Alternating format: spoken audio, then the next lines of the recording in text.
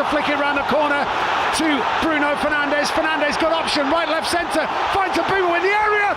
Brian Bruno scores! That is clinical! Cunha taking on O'Reilly, looks to get the cross in. Dorgu, 2-0! Oh, Mateus Cunha, it's fantastic! He works his socks off, he drills a brilliant cross in, and Patrick Dorgu, arriving in the penalty area, smashes home for his second of the season. Hello and welcome to Fergie's Gun. My name's Nathan Irvine and Manchester is red. Everyone. Yes. If it wasn't, if it is ever in doubt, it's back now. I'm joined by the cheering, fist-pumping Mr. Paul Cropper from Bury. Yes. Did you go to the game, mate? Did you actually go? I can't remember. No, I got offered tickets, but I have to work Saturday mornings, don't I? So it was a weird situation I had, to be fair, because I decided it's an early kickoff. What I'm going to do is I'm going to ignore everyone. I'm going to turn my phone off and I'm going to watch it at 5:30 on catch up. So I was just zeroed in, focused. A couple of lads at work tried to ruin it, but I managed to watch it without knowing the score as well. The neighbours are all Reds as well, so the missus rang me. She said, "Don't come home yet. You can hear a load of shouting." So I went to the gym. Ed was on in.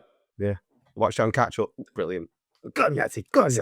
Come on. It's interesting that because Sky Sports trialled a new thing at the weekend back in the UK where they did the fans in a box thing. I don't think it was a trial. I think it was just another one that they did with this Fanalysis thing where they had 3 United fans and 3 City fans locked in a box with only screenshots of the game to go on. So they were basically cut off from it. So yeah, it was a little bit like that, but self-imposed from you. Well, to do discipline like that. It takes discipline. Do you know what? There was a few times when I've noticed in the gym. So I'm just I'm zoned in and doing whatever I'm doing. He's wearing a United top. You wouldn't wear a United top to the gym after the game if we got pumped, would you? And I'm looking around going, he's wearing a United top.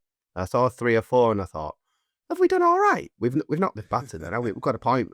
We might have got a point, but we could better than that, Nathan. We did better. Now we absolutely shoving it up him. Have that, you blue lot. Get back in your Stockport box with your 115 charges. Have that. Come on, United. Come on. Fair play, mate. Yeah, there's a distinct lack of Manchester City shirts in the gym this week. I'll say that right now. They were out in force a few weeks back when it looked like they was mounting another challenge on the league again, but they've disappeared. But yes, Manchester United 2, Manchester City 0. Or should I say Manchester United 3, Manchester City 0? Because that Malik 5, mate. Yeah. What was the replay? Where was the replay on that straight? I was going mad. Like, where's the replay? Unreal. I think they just felt sorry for him. Anthony Taylor, as well as a referee, was an absolute disgrace. He was a disgrace. I know Davo got lucky with not being sent off for that tackle. Always looks worse in slow motion, but you know he could have gone off for that. Anywhere else in Europe, he probably would have been sent off. Fortunately, we're not playing in Europe. And that's the target for this season anyway. But I thought he was a disgrace. There was a couple of incidences, and we'll get onto them in a minute. But yeah, I mean, what a performance from Manchester United. And the first question that I want to ask you, Paul, if you're Ruben Amorim sat at home watching that, what's the first thing that you're thinking about? Maybe I should have played him in the right positions. Have a little laugh, Ruben. You can have that as well. You know what? He's gone. Now he's gone. I'm not bothered. I mean, daggering back there. Hey, do you know what? That's the most complete performance we've seen from United in probably 4 or 5 years. I'm going to say, even under Ten Hag, I don't remember a performance like that.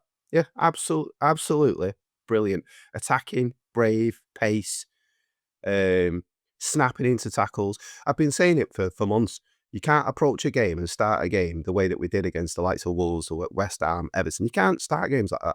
The way they started at the weekend was absolutely brilliant. Manchester United through that performance. Superb from everyone. And I think Man City just didn't know what to do with it. It was just the setup that Carrick put out there. You know, we'll talk about Carrick and the rest of the backroom staff in a second. But the way that they were set up, it was to just hit on the counter. It was, we know that you're better with the ball. We know that you're going to have more possession. And we've tried this before and it's caught us and we've been stung. But they really dug in and it was just it was that nastiness in tackles, I think. Yes. I think from minute one, they were like, right, man to man, you're getting battered today. And that's exactly what happened. And it could have been 5, could have been 6. I've got City friends that support them. City friends? Got friends that support Man City. Trying to get my words out. I need some of your shit, mate. Put your teeth in. Your teeth. Yeah, exactly. So I've got like, mates that support City, and they were like, I'm just glad it wasn't 5 or 6-0, because it could have easily have been that. And that wasn't because, City got beat last night again by Bordeaux Glimt up in the Arctic Circle. 3-0 down, they were. But the thing is, United, every single movement that they did was with purpose. It wasn't with like, right, just give it to Bruno and hope that something comes off. Everyone was dipping in and going, right, let's do it. Let's get on to this. And we've seen these performances before and they faded. But from minute 1 to 94, whatever it was that when he blew up his whistle, they were at it the whole game. And that, as you say, probably the best performance that we've seen in about 10 years. Yeah, we outperformed City. We were at it. They weren't at it at all. And they weren't expecting it. They were expecting, I think, well, what did I say? Me and you said 3 or 4-0, didn't we, City? I think City were actually expecting a walk in the park. And then when United came out at them like that, and they outworked them, and we've both been saying it, we don't care if you're not good enough, just outwork teams and the crowd will get behind you. And Michael Carrick said, then use the energy of the crowd. And I am gutted I wasn't there. It would have been absolutely brilliant, wouldn't it? But the atmosphere, you could feel it coming through the telly, through the speakers. The pressure is like, if you use that Old Trafford crowd and you work hard, they'll get behind you. And the likes of Mbeumo and Ahmad pressing, the way they press them two lads is unbelievable. That's all we expect. We don't expect you to win every week. We don't expect you, especially with this group of players, we don't expect you to be passing around like Barcelona used to back in the day. We just expect you to work hard and get at them. That's all we want. And I thought Dorgu epitomised that. I thought Dorgu were brilliant. Absolutely brilliant. I think you've been consistent with that, saying about that they just need to run and actually try. And the person that you've picked out there, Patrick Dorgu, not many people were backing him. I stayed strong. I invested big in Dorgu, and there was a lot of people that weren't having him at all. And even I had a wobble about him when he was having some performances. But look at the confidence that he had. Even I think since the Newcastle game, since he scored against Newcastle, he's been brilliant because he's just been playing with a bit more freedom. People are giving him a bit more time. There's not that much stress on him anymore. And he's doing great. And he's better high up the pitch. I think he did his bit coming back as well, but I think he's more explosive when he's going forward. And they hated seeing him running at them. They hated it. Those overlaps that kept happening, those little moves that kept happening all the time. It was just really nice to see. Yeah, I wanted to say about Dorgu, I thought his performance, I know different profile of player, it reminded me of a Park Ji-sung performance. Non-stop work performance and on the wing, but you need players like that in your team. You can't have all your fancy players, 11 of them. You need workhorses. Park Ji-sung did it brilliant for us. And if Dorgu can have a career like Park Ji-sung, brilliant.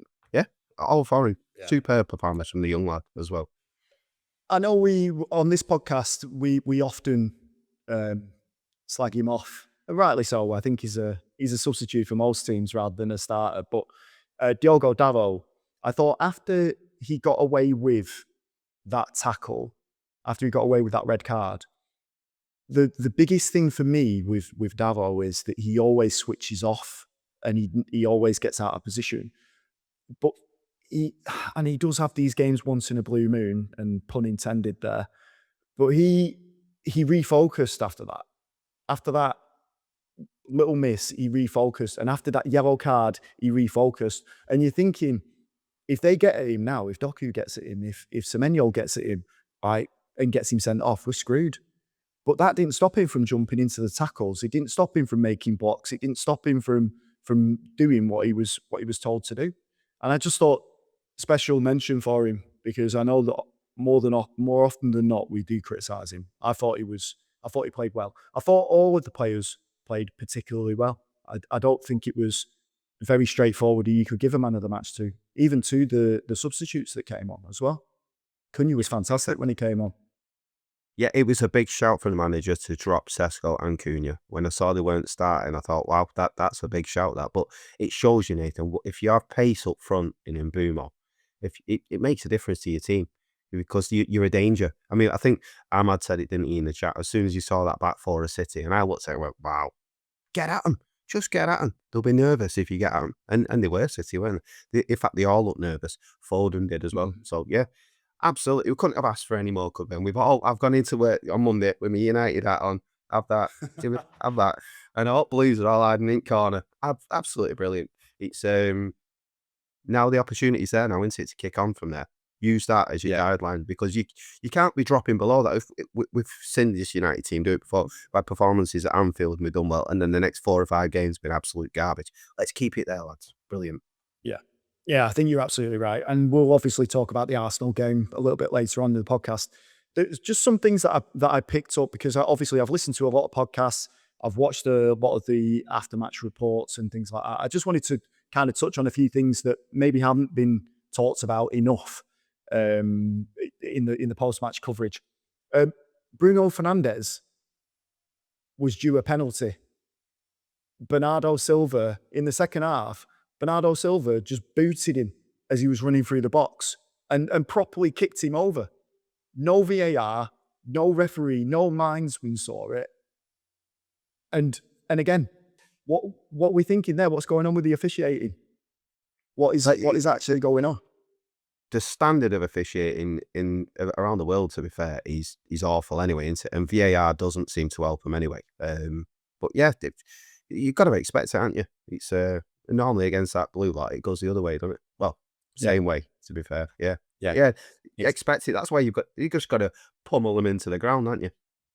Well, speaking of pummeling them into the ground, Harry Maguire and that little bit of afters with Bernardo Silva again, like throwing them into the hoarding boards. Again, that's the type of fight that you need from the players. Even Lisandro Martinez, I think he beat, who was it that he beat to a header? No, he beat Haaland, didn't he, on the centre circle? And he got the ball in front of him. Haaland getting hooked because Lisandro Martinez. And we'll talk more about this in a second because there's a few ex-pros that have had, been running their mouths about it. But Lisandro Martinez, that performance and Maguire's performance to get Haaland subbed off when they're chasing a goal, I mean, that just tells you everything. Pocketed. Not just that, but Haaland, I mean, I know a lot of City fans who aren't his biggest fan. His goal scoring record speaks for itself, but what he gives you, other than putting the ball on the back of the net, is minimal. And that's what they say, not from me.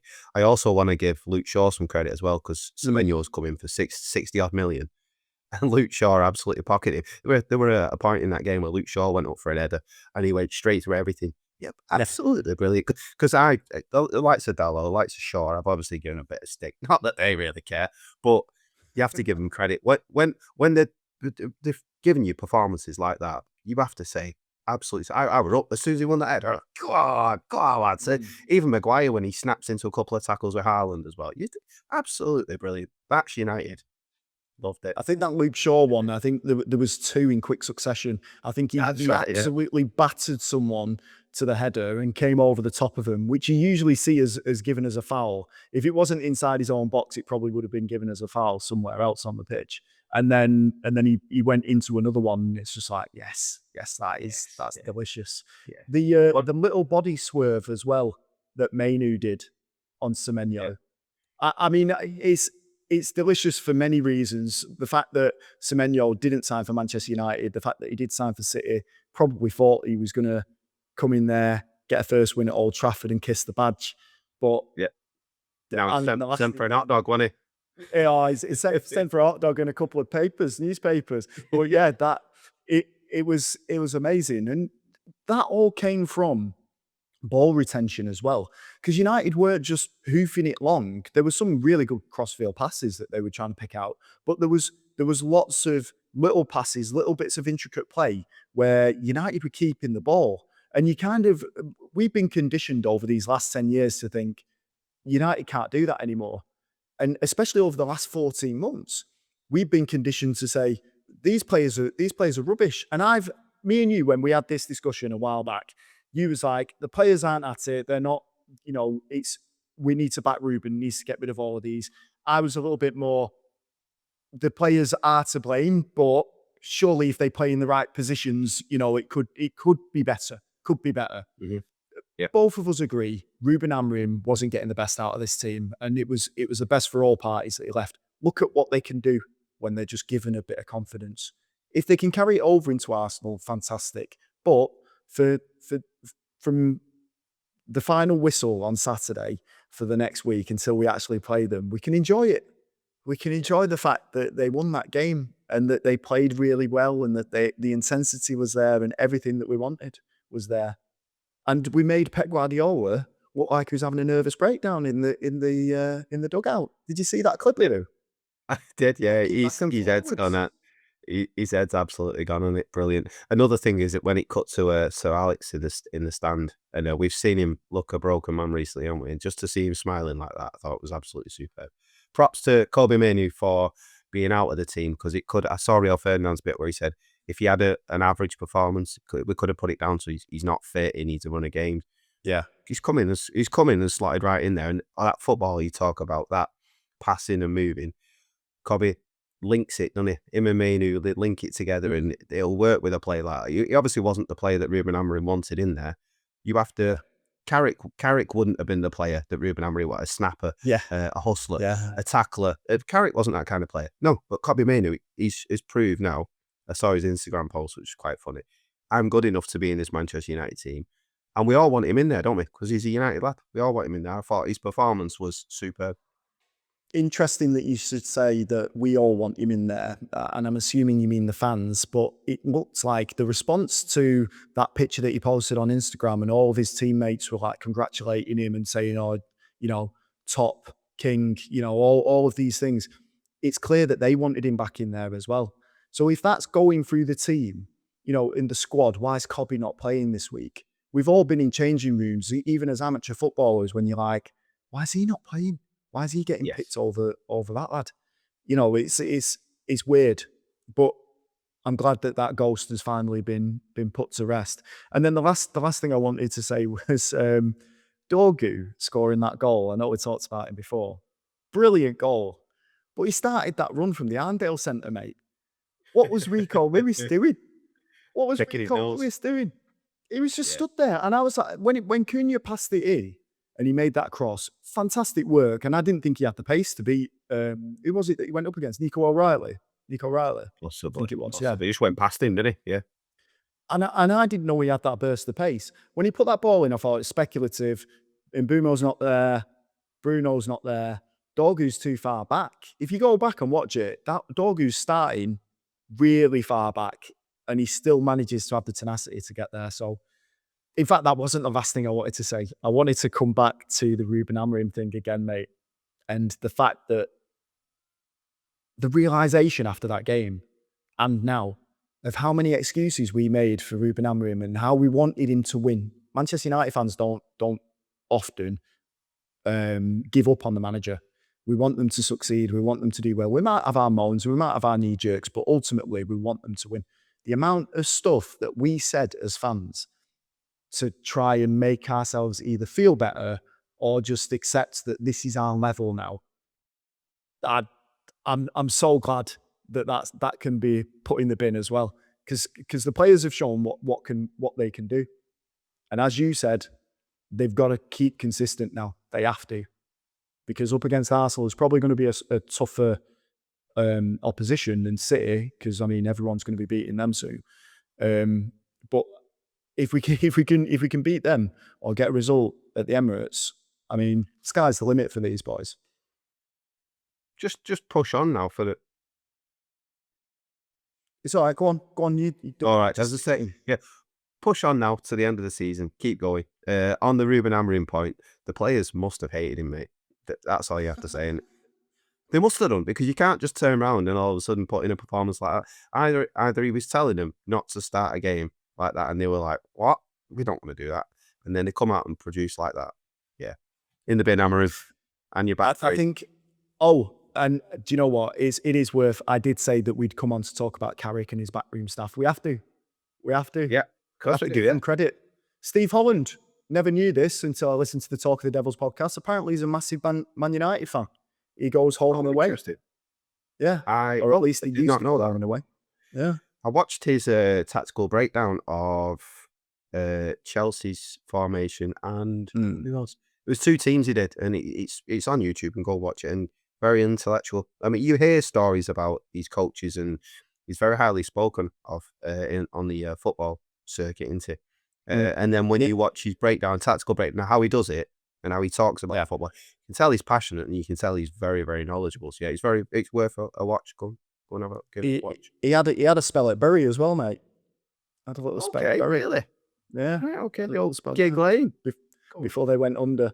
And the last point that I want to bring up, or that I want to just highlight, Casemiro, he's won everything.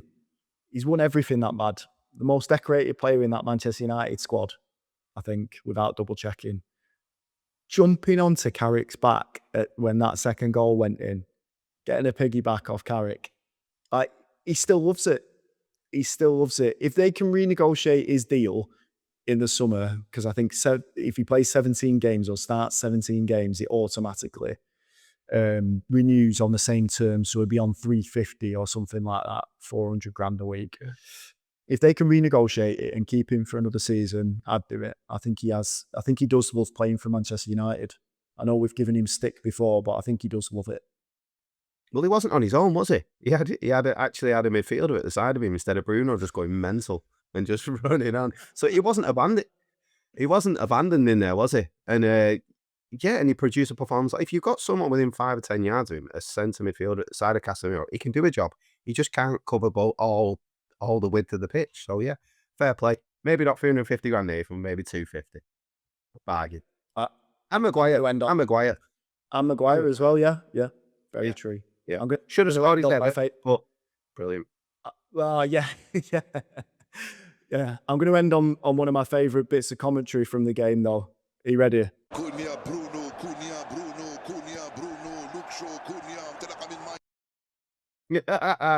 Turkey chasing chickens. The chicken chasing turkey.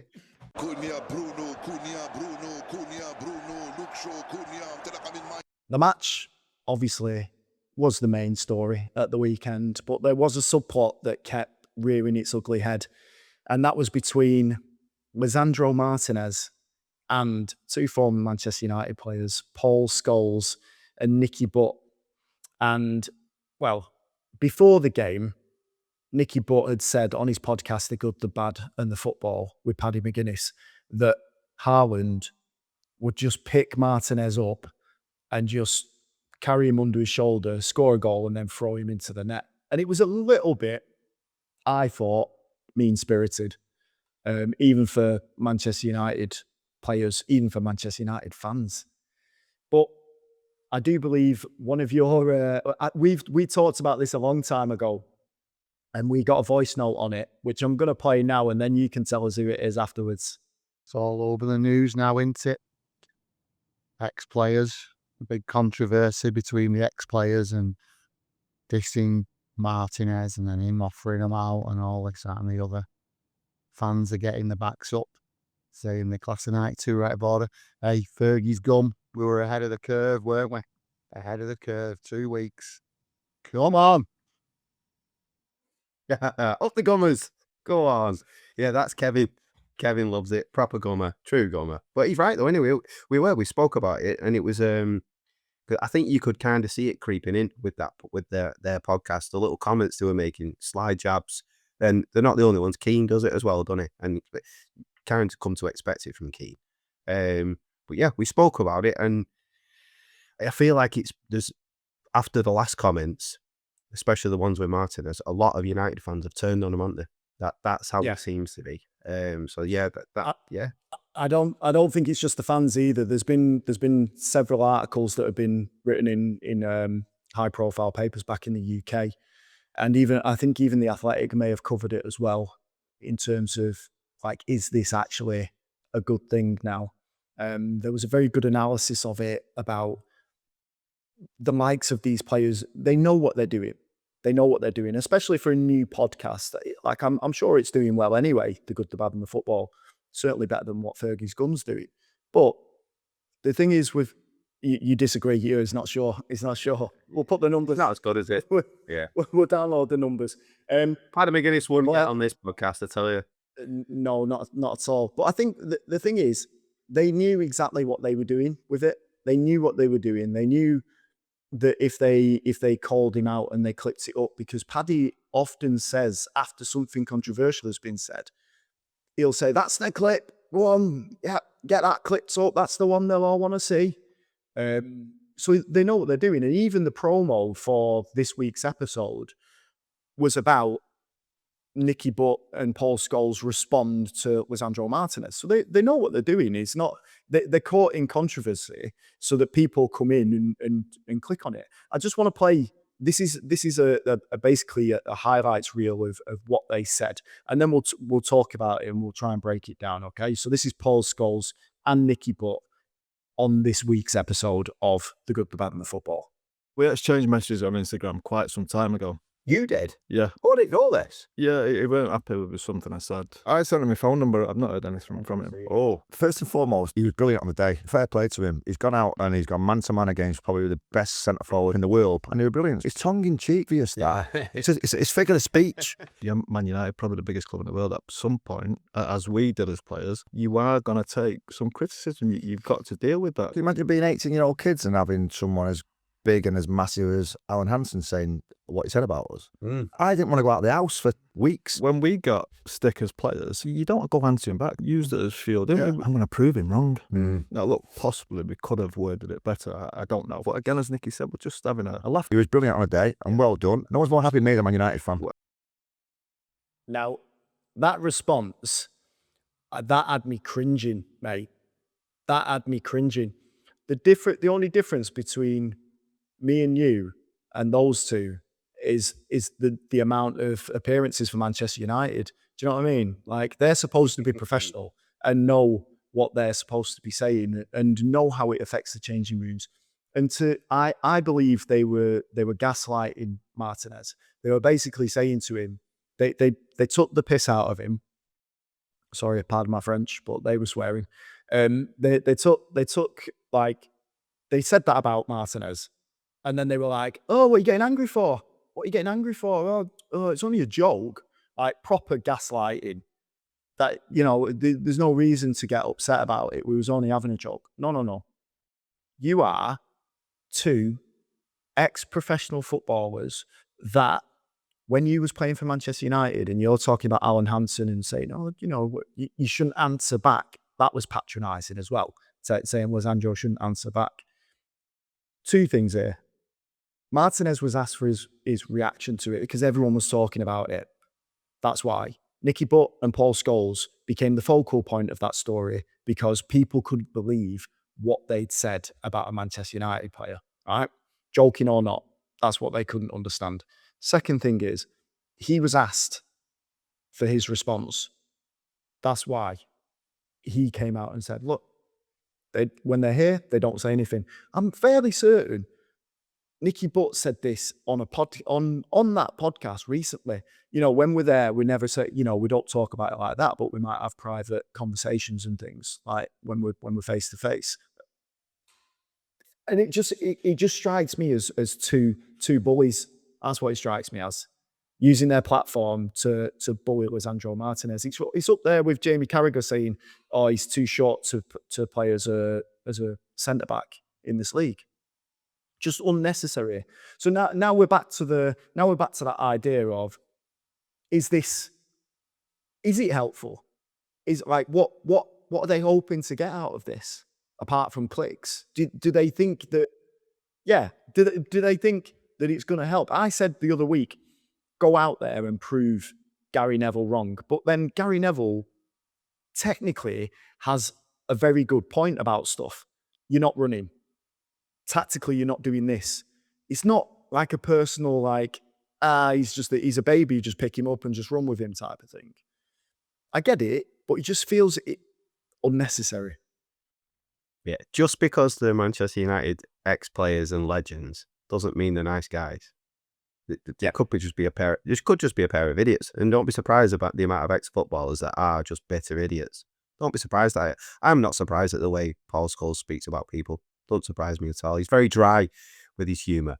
It's probably a northern thing as well, to be honest with you, because the amount of stick we deal with at work, with your mates, them kind of things. And they should realise the platform they're on and what they're actually saying isn't just two lads in a local con club playing snooker. This is going to go all around the world. So I can see it both ways. That they're just saying it as if it's two mates talking, like me and you would do. But we would never make it personal to people, would we? Well, only I've done it out that long, to be fair. But yeah, it's they need to realise where their word's going to go, don't they? And like I said, it doesn't mean they're nice guys. Roy Keane wouldn't be a nice guy, would he? You just know, because you can just see it. He'd just be arrogant, and that arrogance is what made them top players. They're not just going to stop being arrogant just because they're on a podcast not playing football now. Well, I mean, I won't go into any details about it, but if rumours are to be believed, Roy Keane isn't a saint anyway off the pitch, which is, it's a popular thing amongst all footballers, or a known thing amongst all footballers. So they kind of take his whatever he says with a pinch of salt, and he was the one just launched into an attack on Carrick and his wife on the overlap. And bizarre, that wasn't it?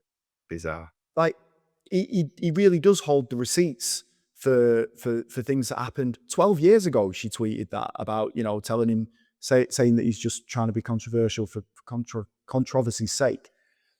And he came back and had a go at Carrick's wife right before the game. Do you know what I mean? I don't understand it.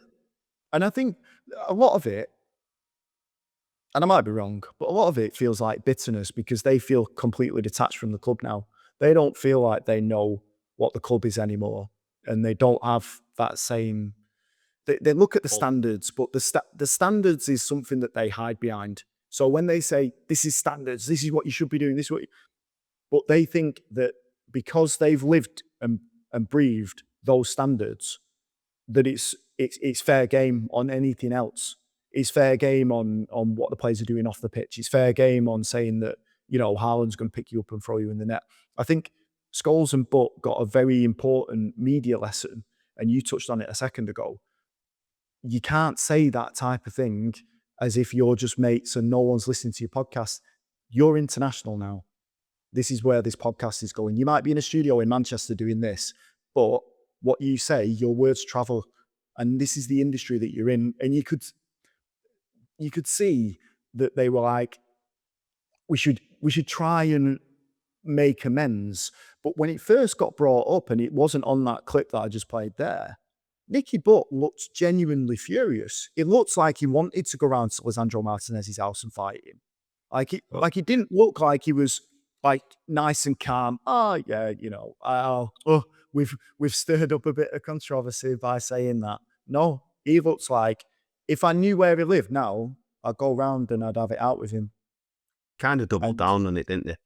The amount of times that I've heard from them two, I don't know anybody at the club anymore. I don't know nobody. And you're like, well, yeah, 20 odd years ago, lads, just move on. You don't have to hold a grudge against them just because you're not getting free tickets anymore. Just don't hold a grudge. And another thing with them two is they were brought up in an era where we've heard the stories about the burning teapot on Schmeichel's bits. We've heard the stories of the apprentice footballers getting shoved in dryers and stuff like that. Banter. The whole world's moved on from that kind of thing now. Society's moved on from that. It's not acceptable anymore. Bullying is not acceptable anymore. Homophobia is not acceptable. Racism is not acceptable. These type of comments you have to keep to yourselves and your close mates in the snooker club, whatever you do. You don't say it on a platform, especially with a platform that them two have got. It's not acceptable anymore. So yeah, I think probably the comments are bitting them in the backside. And like I said, I've seen a lot of comments of United fans, especially going, not listening to them two idiots anymore. Yeah, come to Fergie's, come to Fergie. Won't get any of that here. And well, unless you called Diogo Dallo, we never verge on that. I mean, I've always said that he's like the perfect super sub for Manchester United. He's the type of person you want on the bench, because obviously he's rarely injured. But yeah, this week just made me really think, and everyone else, I think it all came to a point where they were like, These are just being nasty now. It's not even tactical stuff. And no, you can't get a free pass on, oh, but we're fans, we're Man United fans. You don't get a pass like that when you played for the club. Fergie protected you from absolutely everything so that those boys could focus on football. That's what they did. If they were playing in this day and age now, they wouldn't survive 2 minutes because they've got people on social media saying all types of stuff. Nicky Butt always says, oh, but I got booed by 50,000 fans on my debut for Newcastle and I got booed again when I came off the pitch. Yeah, I know. But then you go home and, you might get a couple of idiots that know where you live and throw stones at your window or whatever it is. Now, on social media, it's endless, absolutely endless. And it justifies, the things that they say justifies rival fans, what rival fans think. So it's like, oh, if I want to say something like that, or I want to be awful to him, yeah, I'm going to do it as well. They don't realise, and I think that's something I've got a feeling in the near future, they'll get some sort of PR training. I don't think it'll be as bad as to completely take out their personality from that podcast, but I do think someone will have to come in and go, look, we get it, but when you're doing these things, you have to remember that we're going to get the glare of everyone on us. They've probably tripled their podcast subscribers, 100%. 100%. It's like me and you saying, something controversial about any of the players right now that was harsh. Do you know what I mean? Mm. We'd have to probably go a bit further and say that we want to, kill them or something like that to pick up any sort of traction. The old Bill on door like that. Say that again. I know, exactly, yeah. We've heard that you want to kill Diogo Dalot. Yeah. Yeah, I never said that, mate. Never said that. Yeah. I'm might have done. I never did. Yeah. Definitely, yes. But yeah, things like that, I think they need to stop, and I think they need to grow up a little bit, and they need to think that times have changed from when they were footballers, and these types of conversations, as you mentioned before, you have in the pub with your mates, but when you're having those conversations in the pub with your mates now, when you're broadcasting it live to an audience of millions, then it's gonna land. And I didn't think there was anything wrong with Martinez saying, come and tell me, like, let's have this conversation. And there's no doubt in my mind that he's seen those players before at the training ground, in and around Old Trafford, and they haven't said a single word about it. Because that's what they do. That's what they do. There's a word for it, but I won't say it on here because it's a swear word. Ego. Yeah. And we'll go with that one. We'll go with ego with the word, yeah. I'm trying to hold on to past glories as well. Like that, without Manchester United being associated with them, what is Nicky Butt? What is Paul Scholes?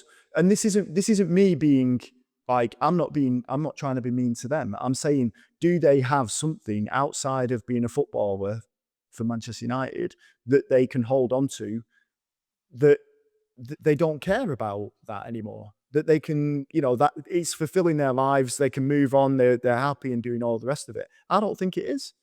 I think some of them still think that they should have coaching jobs there. I think some of them still think that they should be treated like legends around the club. And it's an odd thing because all of them are ambassadors for the club apart from Keno. They say they keep saying the United fans, don't they? Well, what you're doing doesn't help, does it? So if you're a United fan, you probably should be doing everything in your powers, especially with your status that you've got, to try and help this current squad, not criticise. Leave that to us.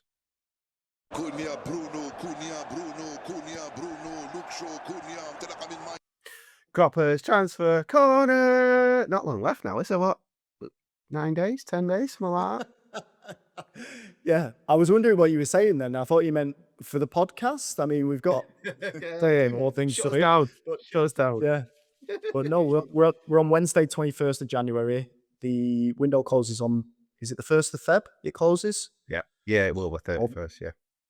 Yeah. So, we haven't signed anyone, but we have been linked with a few players, or so I imagine, mysterious players. I do believe mysterious. Yeah, we'll touch. Where did it come from? That, but it's there was a mysterious. Is that really what? Yeah, a mysterious midfielder. Yeah, Ben Jacobs and Alex Crook were apparently saying that United were in for a mystery midfielder. And then I think Nathan Salt from the Daily Mail also added, yes, there has been talks. He ruled out a couple of people, but I'll let you crack on with who you've got there, so, and then we'll so what he said was it's an ex-Premier League player currently playing around Europe. And it really narrowed it down because you can. So the options that I've got when I was looking around, because everyone's going, oh, who is it? Who could it be? The names aren't great, Nathan, are they? So the ones that there's some people were saying were Højbjerg, who's at Marseille at the minute, ex-Spurs. There was also Ruben Loftus-Cheek, was another one from AC Milan. And then I saw someone say Angel Gomez is another option. And the other one was Weston McKennie was another one. And I was thinking, really? I'd rather give Jim Thwaites a go than get any of them in. But I thought initially it might have been the likes of Ruben Neves, maybe N'Golo Kante, someone like that. But then when they're playing in Europe, it really narrowed the search down. So yeah, it just felt a bit weird, as if the club put it out. We are looking. We can't tell you we're looking at, but we are having a look. No, we ain't. I don't think we're getting anyone, mate. I'll be honest with you. But yeah, that was the mystery bit. The other person that was linked to it as well was Wilfred Ndidi, right? Did you see that? Okay. I didn't see that one, no. He's only just gone to Besiktas, I think, and now he's being linked with a move because he left Leicester when they got relegated, went to Besiktas, and apparently along with a future fee is apparently what they were looking at. But Ndidi's legs have gone. None of those players that you mentioned there excite me at all. And interestingly, I don't know if you saw that the photo that I put in the group earlier, but it was Carrick, Wilcox, Travis Benyon, and Steve Holland, all at Lee Sports Village watching the under-21s last night, or under-18s. So maybe they're having a little look there before they decide on whether or not to go into the transfer market. But there was talk as well, and you might have this. Have you got outs there? I've got one out, which is Ugarte. Manuel Ugarte seems to be on his way out the door. Yeah. So everywhere really this week. Yeah. Ajax on loan was the option. Yeah, but I don't see how. I don't think they can afford Ugarte. I think United would prefer to sell, because that's what the rumours suggest. And why wouldn't you want to sell him? We've got enough players out on loan with a obligation later. We don't need any more to do that. And then I don't know. Does Ugarte get a chance at the moment? Does he get to stay in? He looked all right when he came on, but again, fits and starts. You just don't know with that lad. None of those players excite me, mate. I don't want any of them in. No, I completely agree. That's why when I saw the names, I thought, I'm not having any of them. I don't believe that even Wilcox, that none of them fit the profile of what they're actually looking for, do they? They might have Premier League experience, but I don't see where they come into United. Loftus-Cheek, does he come in and make that midfield better? No. It maybe takes game time away from Kobbie Mainoo. Yeah. Maybe a bit of cover, but you'd be much better off promoting one of the kids and giving them 10, 15 minutes a game that Ugarte's going to get. Yeah, it just didn't make sense to me. It just felt like a bit of PR, to be fair, but let's see. 10 days to I tell you, there is another person that might not be on your list, and he hasn't been linked anywhere for a while, but he wasn't even in the squad at the weekend, and that's Joshua Zirkzee. I think it might pick up on him. I know Roma signed Daniel Marlin, I think, from Aston Villa. Is that it? Yeah, they did. Yeah, and he scored on his debut, I think, for Roma. Don't surprise me. Decent player, man. Yeah, pace. He is, and I think they wanted Zirkzee before that. I'm not sure whether they'll resurrect it and they'll come back in for him, but it wasn't a great look that Zirkzee wasn't even on the bench the other day. But I guess when you've got Sesko on the bench, got Cunha on the bench, two players that can play forward, you need a bit more balance. Carrick's not afraid to, it seems, isn't afraid to make those big decisions. So it's a difficult one. But I don't know. If you in with the African lads coming back as well. Don't forget the African lads came straight back in, straight into the squad. Exactly. So it's Would you? I don't see a future. Would you sell? 100%. I would. Yeah. Well, if you can sell Zirkzee and Ugarte this window, and bring in the next man, for example, who I'm going to talk about, João Gomez, for 40 million. If you get 40 million for them two, and you put that money in getting I thought João Gomez was brilliant at Old Trafford when I watched him. If you can do that, I feel like that then gives Casemiro a bit of a rest. You know, you don't have to play him every single game. Yeah. And I think João Gomez would be an ideal partner alongside Kobbie Mainoo, to be fair. If you can do that, do a bit of business with the money that you get, I think you let Xerxes go. And Ugarte. One thing that I did want to get have you got more ins there? Because there's something that I wanted to get your thoughts. Yeah, I've got two more. So I'll go with the Gomez one, which it says United aren't alone in their interest with Napoli. I heard this the other day. A lot of teams are looking at Napoli, Atletico Madrid, Palace, Liverpool. We're actually looking at him. It's a loan with an obligation to buy, especially with the amount of time that's left over in the transfer window. That's probably something that United could look at. But we'll see. There's a queue for him. So we'll see. And as we've seen with the likes of Semenyo and Gay, players don't, if there's a queue, they're not looking at Old Trafford at the minute, are they? So, yeah. Next one, I'll look at another midfielder, Michael Carrick will know him well, Hayden Hackney. I've noticed this lad's name 12 months ago being linked with Manchester United. And a lot of people were saying, I don't really watch enough Championship football like I used to be fair. So I can't say I've seen loads of it. When you look at he's very calm on the ball. Very, very, very good on the ball. But saying here, currently second in the league, they don't want to risk the promotion chance by offloading one of their key players. Borough reportedly set a club record 30 million asking price for a midfielder. It's believed that the club are hesitant to sell and don't expect anyone to meet their valuation, but he's being heavily linked with a move to Old Trafford. That's something you could do. But to come from the Championship to then go into the United team, it's a big struggle. Carrick will know what standard he's up to, and if he is up to that standard, because he's obviously coached him before. But yeah, that was a big rumour this week, actually. Okay, I think that's probably coming from the Carrick link, isn't it? It's the It's the mischief makers in the press just going, oh well, they need a midfielder. Who's a good midfielder under him at Middlesbrough? Ah, right, okay, there we go. But you're right. I had heard that name as well. Yeah. There was one more name which surprised me, and I thought, oh, right, okay. Noah Siddiqui, Sunderland. He's Red Devils are aiming to use Ugarte as bait to land Sunderland star Noah Siddiqui in a masterful swap deal, according to Daily Mirror. It says Siddiqui only arrived at Sunderland in a 15 million deal in July that has quickly impressed scouts from a host of clubs. Despite being only 21, Siddiqui has brought intense and tactical awareness to the Sunderland team, attracting plenty of attention from United and other teams. That's another one to keep an eye on there. Can't say he's stood out for me in the Sunderland performances, but it looks like he's caught the eye of a few scouts. But maybe a bit of a bargain believer, if you like. Maybe that kind of situation. Right. Maybe United go, well, we don't have to give you 80, 90 million. There's this lad here we can get for 25. You know, that kind of bit of a political ploy, if you like. Yeah, I can see something happening. There'll definitely be leverage needed to get Carlos Belieber out of there for less than 100 million. So Yes. I think, even attention should turn back to Adam Wharton. It looks like there's a fire sale going on at Crystal Palace now. Mateta being linked to Aston Villa. That's just, you completely ruined the spine of that team. It just, it's incredible. Glasner's leaving. Obviously being linked to Manchester United. Mateta going to Villa was linked to Manchester United. Wharton is now in a team looking around him going, where is everyone?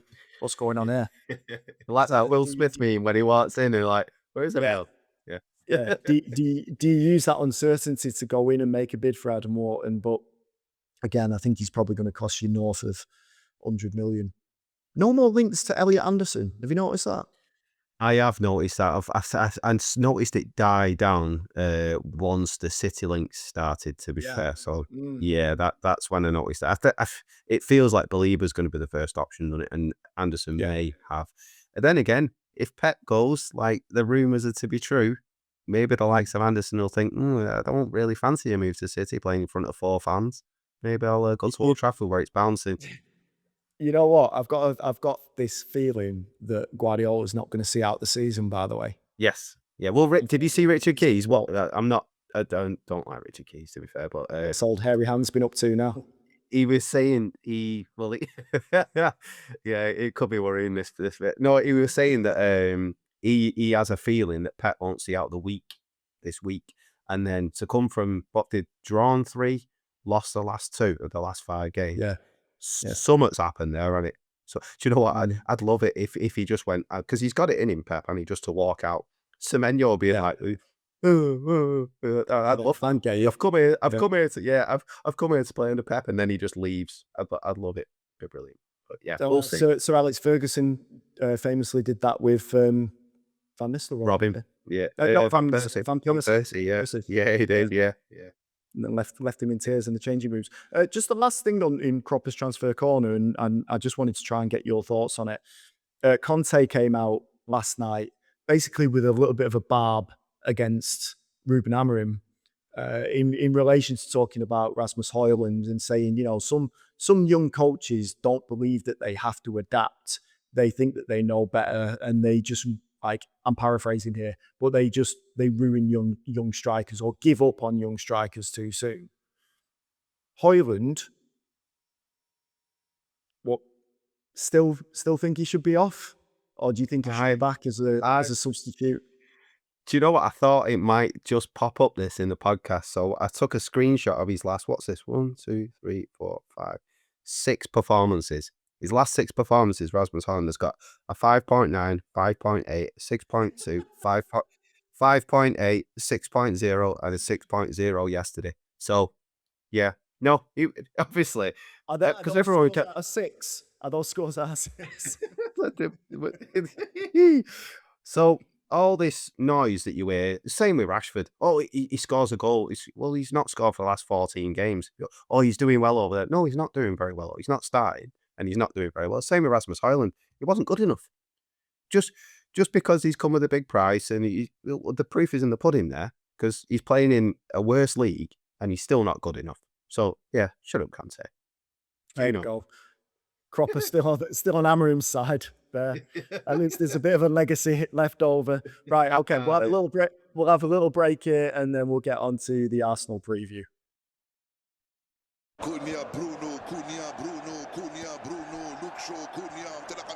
Manchester United travel to the Emirates Stadium to face Arsenal in a game that could be season defining for both teams, I think.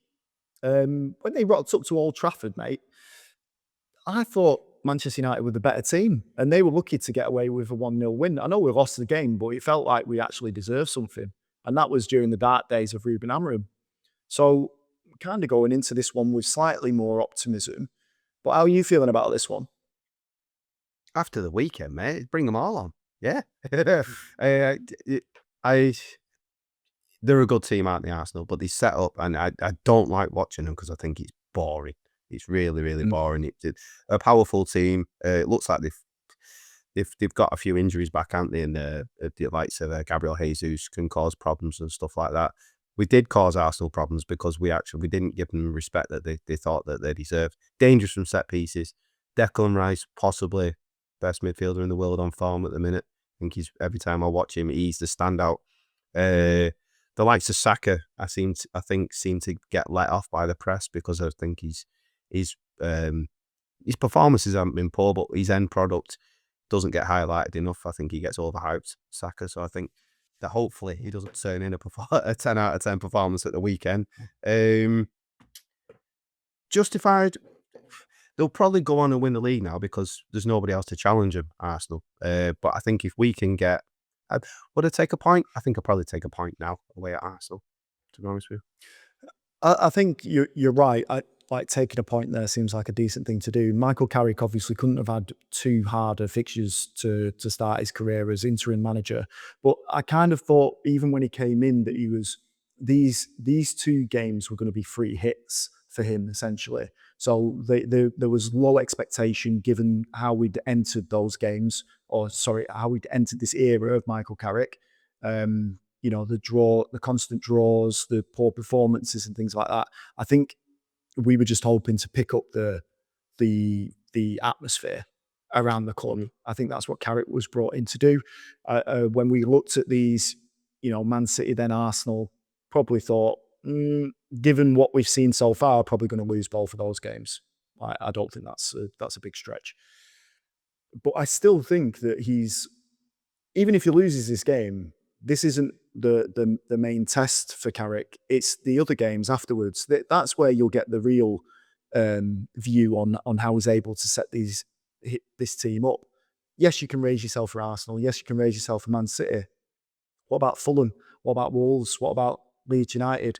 Can you win those games where you've been dropping points previously and you can't just counter-attack? What else have you got? And I think it'll be very interesting to see how Arsenal's set up and how Arteta sets his team up. Because the one thing that you can say about Manchester United in the previous games under Ruben Amorim is they've not been great when they've had all the possession. They don't seem to be able to break teams down. Now, against City, obviously, we didn't have most of the possession, and then we battered them. If Arsenal tried to go into that game, and it's at the Emirates as well, so there's going to be some pressure from the crowd to attack Manchester United and put us to the sword. If they set up like that, they could be in for a hiding. So it'd be interesting to see if Arteta does go defensive and just puts the low block in and just tries to get all 3 points. I don't see him doing that, Arteta. We've got a poor record there, haven't we? I can see them trying to get at us. Don't concede in the first 15 minutes, and I'll be more confident of getting the result. They're two centre-halves. I don't know if they're both fit, to be honest with you, but they're probably the best partnership in the world. They're two centre-halves. They won't be worried about Mbeumo running past them like that City back four. They'll be quite confident of keeping him quiet. It should be interesting to see how Carrick does. Does he go with the same setup with the pace up front? Does he bring Sesko in to match them physically? Does Cunha get a start? It'd be interesting. I think probably after that performance at weekend, you have to start with the same 11. But I think the young goalkeeper, will be tested a lot more than what he was at the weekend this week, especially on corners and set pieces. Danger, big danger from Arsenal there. The delivery from Declan Rice is not many better in the world. Yeah, you're right, and that only seems to be something that he's developed in the last 12 months is crossing and his set piece ability. But I think United can match them for energy if they do exactly what they did previously. I know you said that Gabriel and who's the other centre back for them, Saliba. I know you said that they're probably not going to be worried, but the pace of Mbeumo, the pace of Ahmad, like I think you can get at them, and it's definitely something different than just dealing with a big striker. Sesko, you're going to be like, right, okay, I'm just going to stand with him. We saw it all the time when Arsenal played against United, and it was Højlund up front. Just stand with him, just grab him, and you can't really do anything.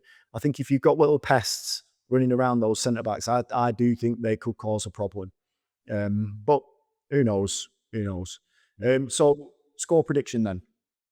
Did you say 1-1? I'm going to go 1-1. Yeah. It's a tricky one because I still think we'll lose this game.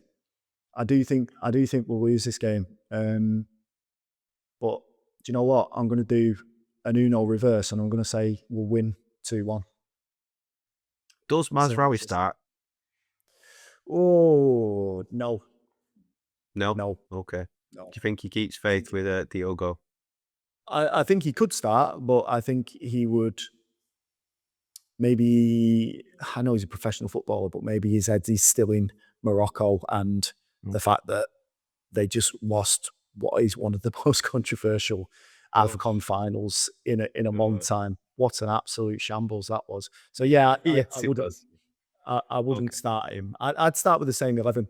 And I think with that same 11, with the same intensity, if United can play exactly the same as they did against Manchester City, then I can see us getting a result there, a positive one. So I'm going to go with that. I think for FPL pick, I think Bruno might be the highest. He's certainly the highest for United. He must be up there with like Haaland and stuff now. But you can't write him off.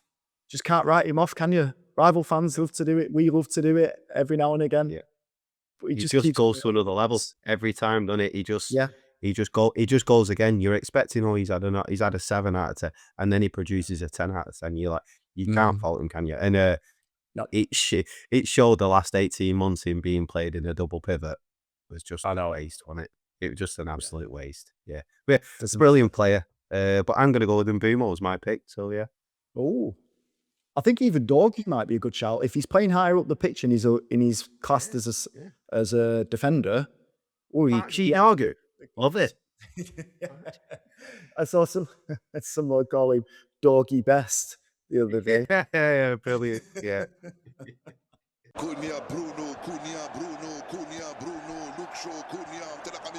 Right, that's it. End of a podcast. It's nice to be a bit more upbeat on a podcast.